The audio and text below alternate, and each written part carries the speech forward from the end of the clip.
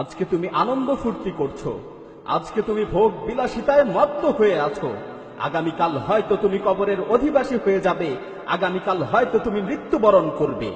হে দুনিয়ার মানুষ, নিজের সুস্থতার ব্যাপারে অহংকার করো না। তুমি কি দেখনি কোন ধরনের অসুস্থতা ছাড়াও কত সুস্থ মানুষ দুনিয়া থেকে বিদায় নিয়েছে? হে দুনিয়ার মোহে আচ্ছন্ন ব্যক্তি, আল্লাহর কসম করে বলছি, তুমি কবরে একাকী থাকবে, তোমাকে মাটি চাপা দিয়ে আসা হবে, তোমার এই সুঠাম দেহে কীট পতঙ্গ বাসা বাঁধবে।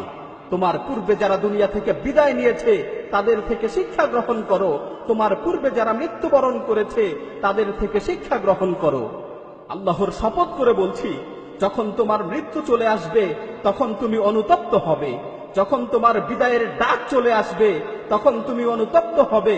আল্লাহর কসম, তুমি সেদিন নামাজ না পড়ার কারণে অনুতপ্ত হবে, তুমি সেদিন অনর্থক কাজে সময় নষ্ট করার কারণে অনুতপ্ত হবে।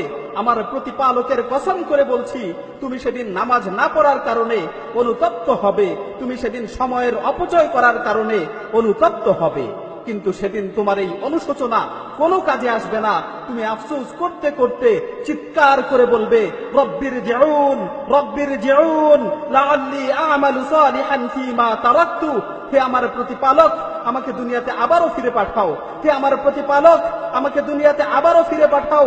হে আমার প্রতিপালক, আমাকে দুনিয়াতে আবারও ফিরে পাঠাও, যাতে করে আমি দুনিয়াতে যে ভালো কাজগুলো করে আসতে পারি। আল্লাহ তাআলা তখন তোমাকে লক্ষ্য করে বলবেন, কাল্লা, কখনো না, তোমাকে আর কখনোই দুনিয়াতে ফিরে পাঠানো হবে না। অন্য আয়াতে এসেছে, যখন মানুষ ভালো কাজ করার জন্য পুনরায় আবার দুনিয়াতে ফিরে আসতে চাইবে তখন আল্লাহ তাআলা বলবেন, আওয়ালাম নুআম্মিরকুম, আওয়ালাম নুআম্মিরকুম মা ইয়াতাযাক্কারু ফীহি মান তাযাক্কার ওয়া জাআকুমুন নাযীর ফাযুকু ফামা লিয-যালিমিনা মিন নাসীর। আমি কি তোমাদের দীর্ঘ জীবন দেইনি? আমি কি তোমাদের দীর্ঘ জীবন দেইনি? সেই সময় কারো যদি উপদেশ গ্রহণ করার ইচ্ছা থাকতো তাহলে সে অবশ্যই উপদেশ গ্রহণ করতে পারত। তোমাদের কাছে সতর্ককারীরা এসেছিল, তোমরা সেই সময় তাদেরকে অবহেলা করেছো। সুতরাং জাহান্নামের স্বাদ আস্বাদন করো। আজকে জালিমদের জন্য কোনো সাহায্যকারী নেই। সুতরাং সময় থাকতে পাথেয় সংগ্রহ করো, জীবিত অবস্থায় তওবা করো, জানাজার খাটে শোয়ানোর পূর্বে নিজেকে শুধরানোর চেষ্টা করো। যদি পাথেয় সংগ্রহ না করেই তুমি আখিরাতের সফর শুরু করো তাহলে তুমি অনুতপ্ত হবে।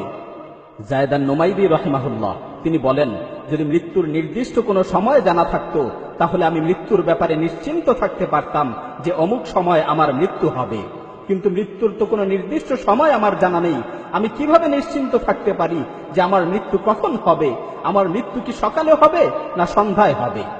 শেষ কথা হচ্ছে, তুমি তোমার বিবেকের কাছে প্রশ্ন করো, তুমি তোমার অন্তরকে জিজ্ঞাসা করো, তুমি কি এই অবস্থায় আল্লাহর সাথে সাক্ষাৎ করার জন্য প্রস্তুত? আজকে যদি তোমার মৃত্যু চলে আসে তাহলে তুমি কি মৃত্যুর সাথে সাক্ষাৎ করার জন্য প্রস্তুত? হে মৃত্যু সম্পর্কে উদাসীন ব্যক্তি, আগামীকাল তোমার মৃত্যুর ডাক চলে আসতে পারে। সুতরাং মৃত্যুর ব্যাপারে তোমার কি প্রস্তুতি রয়েছে?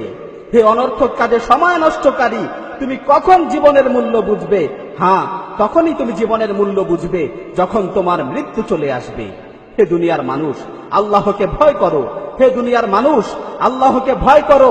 যারা দুনিয়া ছেড়ে চলে গেছে তাদের থেকে শিক্ষা নাও।